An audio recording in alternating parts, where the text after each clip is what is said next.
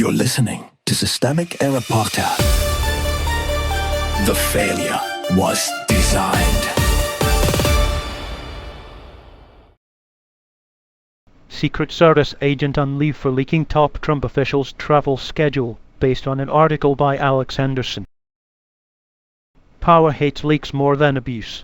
The tiny story they want you to notice.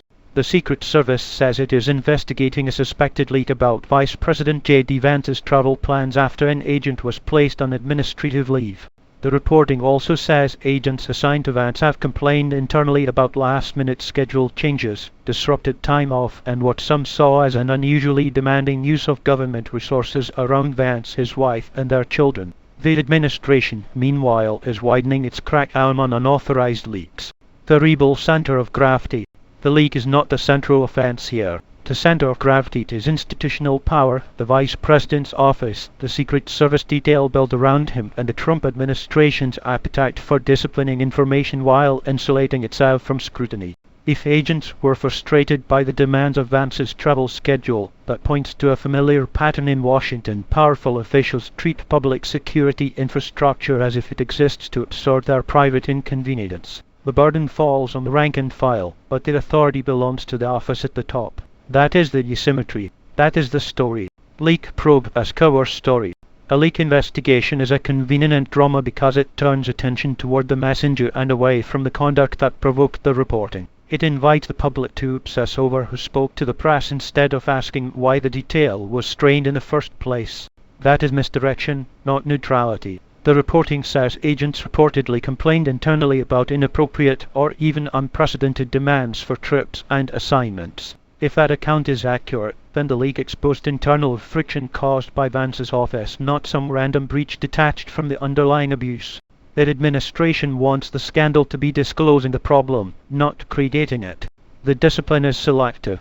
The same government that pursues a suspected leaker inside the Secret Service is also subpoenaing for New York Times reporters over reporting on security features aboard Trump's plane, which was gifted by Qatar. That is not a principled defense of security. It is a political selection process. Leaks that embarrass the powerful are treated as threats. Information that makes the powerful look careless, entitled, or reckless becomes a target for retaliation. The state's energy goes toward sealing the perimeter around the elite, not policing the conduct of the elite itself. That is how accountability gets inverted. The press is harassed for revealing dysfunction, while the machinery that produces dysfunction keeps running. Vance's detail, Vance's responsibility. Vance is not a passive bystander in this story. He is the protect team at the center of it. His office is described as pressing agents for trips and assignments that some considered an inappropriate use of government resources. That means the relevant decisions are not abstract and not accidental. Somebody is setting the tempo, creating the travel demands, and forcing protective staff to rearrange their lives around it. The public should not accept a frame in which the Vice President appears only as a victim of leaks and the Secret Service appears only as a bureaucracy suffering morale problems. Those are symptoms, not the disease. The disease is the entitlement of power, official offices demanding deference, public employees absorbing the cost, and the state closing ranks when the burden becomes visible. What this pattern reveals. This is what institutional cowardice looks like when it is dressed up as procedure. The government is quick to investigate disclosure, slower to confront abuse, and eager to turn security into a shield for the people most responsible for stretching it thin.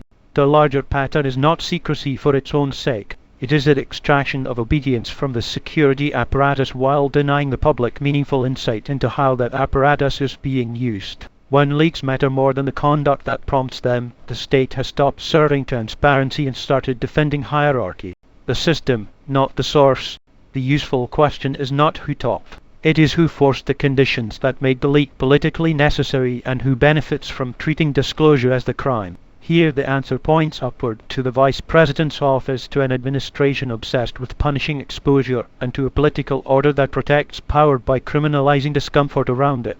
That is the system at work, not confusion, not a moral hiccup. A hierarchy using security, discipline, and selective outrage to keep control while making everyone below it carry the cost.